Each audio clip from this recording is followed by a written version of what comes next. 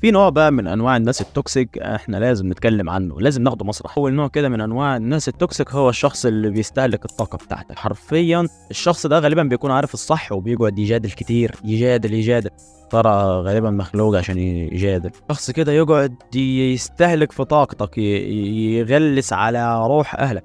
اقسم بالله محمود صاحبي لا يفتكرني برمي عليه، لكن يا رجل والله مقصودك انت توكسيك.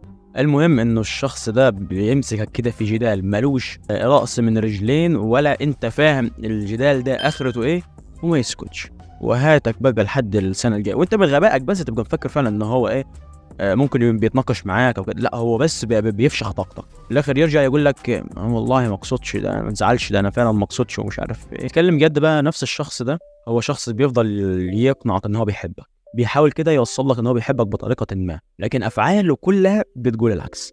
كل افعال الشخص ده بس بتقول ان هو